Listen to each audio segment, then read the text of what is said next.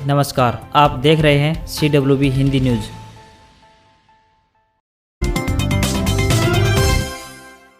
DAP पर अब GT belt में हाहाकार। दक्षिण हरियाणा के बाद अब प्रदेश के अन्य हिस्सों में गेहूं बिजाई की तैयारी, किसान परेशान। दक्षिण हरियाणा के बाद डीएपी खाद की किल्लत की आंच अब प्रदेश के दूसरे हिस्सों में भी किसानों को झुलसाने लगी है। हरियाणा की जीटी रोड बेल्ट में सोमवार को कुरुक्षेत्र जिले के शाहबाद में डीएपी खाद के लिए किसानों की लंबी कतारें लग गई। यहाँ उमड़ी भारी भीड़ को देखकर साफ हो गया कि आने वाले हफ्तों में डीएपी खाद के लिए पूरे प्रदेश में मारामारी मचने वाली है। धान की कटाई अगले हफ्ते भर में निपट जाएगी और दीपावली के बाद प्रदेश भर में किसान गेहूं की बिजाई शुरू कर देंगे। दक्षिण हरियाणा के मुकाबले जीटी रोड बेल्ट और मध्य हरियाणा में गेहूं की बिजाई ज्यादा होती है। एमएलए लक्ष्मण यादव की कोठी पर बाजरा लेकर पहुंचे किसान, विधायक का वादा, खातों में पहुंचाएंगे न्यूनतम समर्थन मूल्य। हरियाणा में बाजरे की खरीद न्यूनतम समर्थन मूल्य यानी एमएसपी पर नहीं होने से खफा किसानों ने रेवाड़ी में कोसली के विधायक लक्ष्मण सिंह यादव की कोठी पर प्रदर्शन किया। इस दौरान किसान कट्टों में भरकर बाजरा भी लेकर पहुंचे। संयुक्त किसान मोर्चा के बैनर तले यहाँ करीब 1 घंटे तक प्रदर्शन किया गया। उसके बाद विधायक ने किसानों की बात सुनी। इस दौरान किसान 1 क्विंटल बाजरा विधायक की कोठी पर छोड़ गए। किसानों का कहना है कि विधायक ने भरोसा दिया है कि वे इस बाजरे का न्यूनतम समर्थन मूल्य उनके खाते में पहुंचा देंगे। सरकार ने बाजरे का न्यूनतम समर्थन मूल्य 2250 रुपए निर्धारित किया है, लेकिन इस बार एमएसपी पर बाजरे की खरीद नहीं हो पा रही है। सरकार ने किसानों को कुछ राहत देते हुए भावांतर भरपाई योजना के तहत 600 रुपए देने की घोषणा की है, लेकिन इस हिसाब से भी किसानों के बाजरे की कीमत पूरी नहीं होती दिख रही। इस कारण सोमवार को संयुक्त किसान मोर्चा के बैनर तले किसानों ने विधायक लक्ष्मण सिंह यादव की कोठी पर प्रदर्शन किया। किसानों के दबाव में बीजेपी का प्रचार नहीं करेंगी सपना चौधरी। पहले वीडियो जारी करके कहा गोविंद कांडा के लिए वोट मांगेंगे, अब कर दिया इनकार। हरियाणवी डांसर सपना चौधरी ने ऐलनाबाद उपचुनाव 2021 में भाजपा प्रत्याशी के चुनाव प्रचार से खुद को अलग कर लिया है। एक दिन पहले ही सपना चौधरी ने एक वीडियो जारी करके कहा था कि वह 25 और 26 अक्टूबर को गोविंद कांडा के चुनाव प्रचार के लिए पहुंचेंगी। वीडियो में उन्होंने लोगों से भाजपा प्रत्याशी कांडा के लिए वोट करने की भी अपील की थी। अब सपना चौधरी के पति वीर साहू ने उनके चुनाव प्रचार से पीछे हटने की जानकारी दी है। उन्होंने कोई ट्वीट कर कहा कि ऐलनाबाद उपचुनाव प्रचार में 25 व 26 अक्टूबर को हम शामिल नहीं होंगे। सपना और उनके पति ने ऐलनाबाद चुनाव से खुद को अलग करने का फैसला किसानों की नाराजगी के कारण लिया है। असल में किसान भाजपा प्रत्याशी गोविंद कांडा का उपचुनाव में जबरदस्त विरोध कर रहे हैं। ऐसे में वोट मांगने के लिए जाने पर सपना चौधरी को भी भारी विरोध झेलना पड़ सकता था।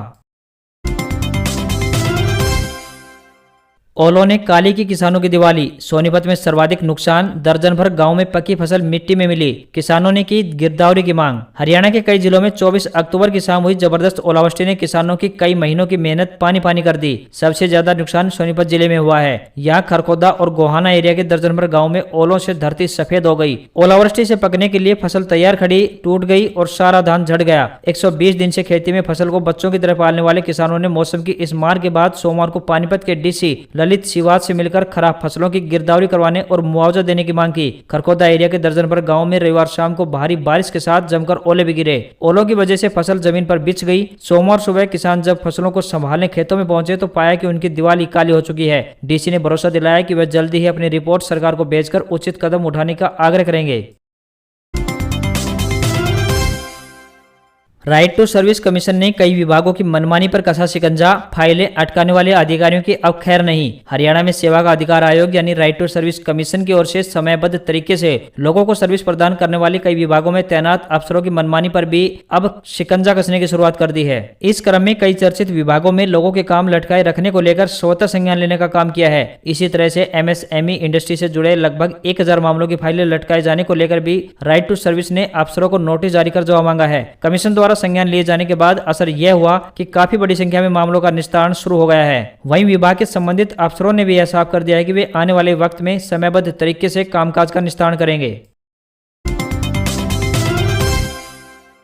नियम 134A प्राइवेट स्कूलों की मनमानी के कारण दाखिला शेड्यूल में तीसरी बार बदलाव। कोरोना संक्रमण के चलते पहले 1.5 वर्ष तक 134A की प्रक्रिया नहीं हो पाई। अब विभाग ने यह प्रक्रिया शुरू की है तो निजी स्कूल इसमें रुचि नहीं दिखा पा रहे हैं, जिसके चलते शिक्षा विभाग के नियम 134A के तहत जरूरतमंद छात्रों को निजी स्कूलों में दाखिले को लेकर फिर से बदलाव किया गया है। प्राइवेट स्कूलों की निर्धारित समयावधि पर सीटों का ब्यौरा अपलोड न करने की वजह से निदेशालय को तीसरी बार समय बढ़ाना पड़ा है। प्राइवेट स्कूलों की इसी लापरवाही के कारण दाखिला प्रक्रिया में लगातार देरी हो रही है और इसका खामियाजा जरूरतमंद छात्र भुगत रहे हैं। शेड्यूल के अनुसार सोमवार को निजी स्कूलों द्वारा 134A नियम के तहत सीटों का ब्यौरा देने का अंतिम दिन रहा। इसके बाद 29 अक्टूबर से आवेदन प्रक्रिया शुरू होगी।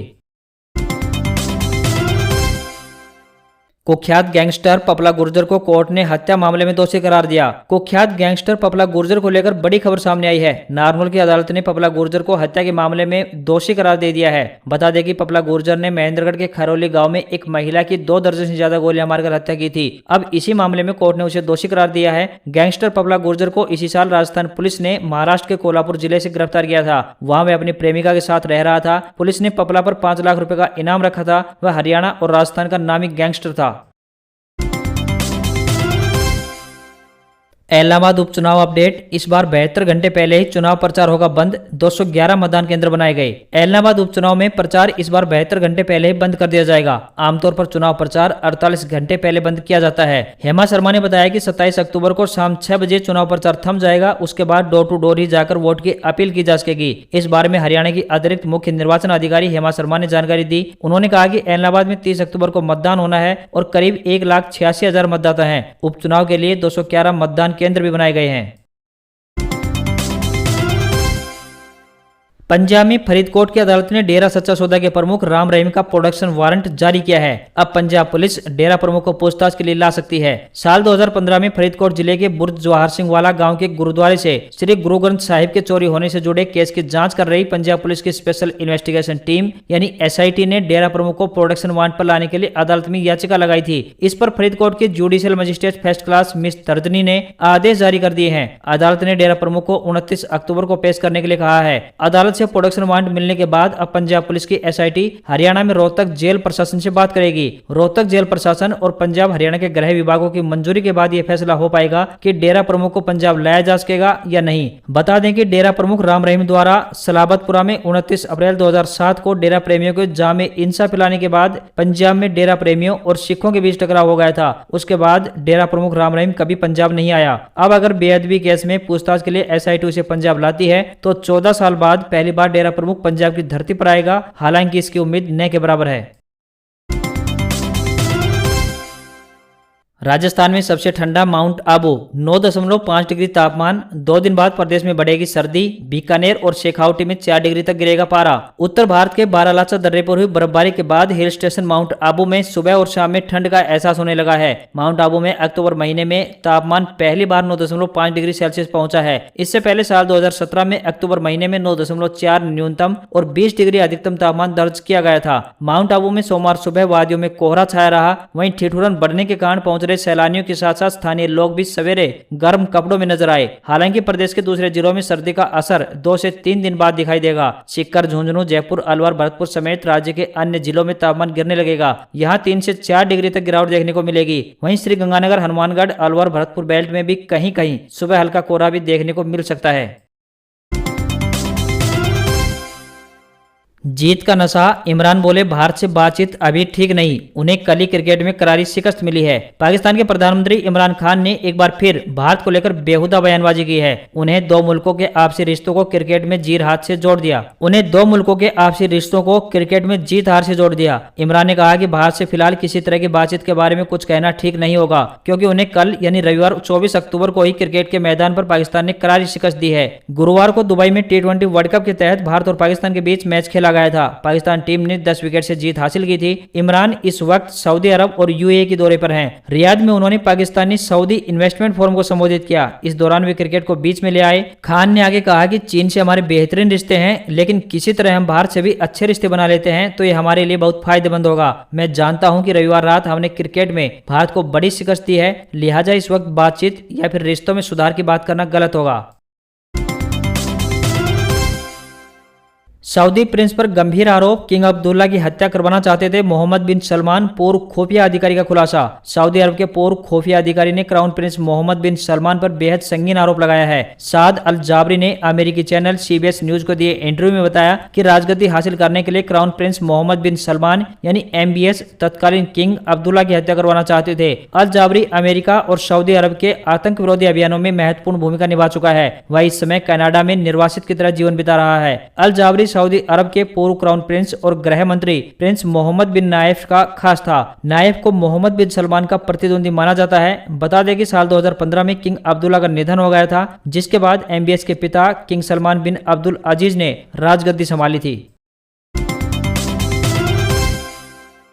अमेरिका पर फिर साइबर हमला, रूसी हैकर्स ने यूएस की 140 आईटी कंपनियों को निशाना बनाया, बाइडेन की चेतावनी नजरअंदाज। अमेरिकी राष्ट्रपति जो बाइडेन की चेतावनी के बाद भी अमेरिकी कंपनियों पर रूस के साइबर हमले थमने का नाम नहीं ले रहे हैं। रविवार को अमेरिकी साइबर एक्सपर्ट्स ने रूस की खुफिया एजेंसी के बड़े साइबर हमले का खुलासा किया। अमेरिकी एक्सपर्ट ने सरकारी विभाग, कारपोरेट कंप्यूटर नेटवर्क के अलावा माइक्रोसॉफ्ट के अधिकारियों को भी सतर्क रहने की चेतावनी दी है। एनवाईटी के मुताबिक रूस की स्टेट स्पॉन्सर्ड फर्म नोवेलियम ने अमेरिका की करीब 140 आईटी सप्लाई चेन कंपनियों को टारगेट किया है। अमेरिकी सरकार जिसकी जांच कर रही है। बता दें कि 1 महीने पहले ही बाइडेन ने अमेरिका में हुए साइबर हमले के बाद रूस पर कई प्रतिबंध लगाए थे। चीन फिर से कोरोना की चपेट में, इनर मंगोलिया के एजिन में लॉकडाउन, 35,000 लोगों के घर से बाहर निकलने पर पाबंदी। चीन के कई हिस्सों में कोरोना वायरस के डेल्टा वेरिएंट का संक्रमण लगातार बढ़ता जा रहा है। चीन के उत्तर पश्चिम में इनर मंगोलिया की एजिन काउंटी के लोगों को सोमवार से घर में रहने के लिए कहा गया है। एजिन की आबादी 35,700 के लगभग है। इन्हें कोविड पाबंदियों का सख्ती से पालन करने का निर्देश जारी किया गया है। फिलहाल एजिन कोरोना का हॉटस्पॉट बना हुआ है। यहाँ बीते हफ्ते 150 से ज्यादा नए संक्रमित केस मिले। चीन की नेशनल हेल्थ कमीशन ने चेतावनी दी है कि करीब एक हफ्ते में कोविड इन्फेक्शन 11 राज्यों में फैल गया है। ऐसे में आने वाले दिनों में हालात और बिगड़ते जाएंगे। इस चेतावनी के बाद एजिन में लॉकडाउन की घोषणा की गई है। चीन में सोमवार को 38 कोरोना केस मिले, जिनमें आधे से ज्यादा इनर मंगोलिया से हैं। हवाई यात्रियों के लिए खुशखबरी, स्पाइस जेट 31 अक्टूबर से 28 नए रूट्स पर शुरू करेगा उड़ान, टिकटों की बुकिंग शुरू। एयरलाइन कंपनी स्पाइस जेट ने त्योहारी सीजन में 28 नई उड़ानें शुरू करने की घोषणा की है। कंपनी ने 31 अक्टूबर से घरेलू रूट पर 28 नई उड़ानें लॉन्च करने की भी घोषणा की है। स्पाइस जेट राजस्थान के जयपुर, जैसलमेर, जोधपुर और उदयपुर के पर्यटन स्थलों को प्रमुख महानगरों और शहरों से जोड़ने वाली नई नॉन स्टॉप उड़ानें शुरू करेगी। स्पाइस जेट के chief commercial officer Shilpa Bhatia ने कहा, त्योहारी सीजन की शुरुआत और घूमने वालों की संख्या बढ़ने के चलते हमने देश भर से अपने यात्रियों के लिए राजस्थान के लिए फ्लाइट्स शुरू की है। ये फ्लाइट सर्दियों के दौरान देश के अधिकांश पसंदीदा पर्यटन स्थलों के लिए शुरू की गई हैं।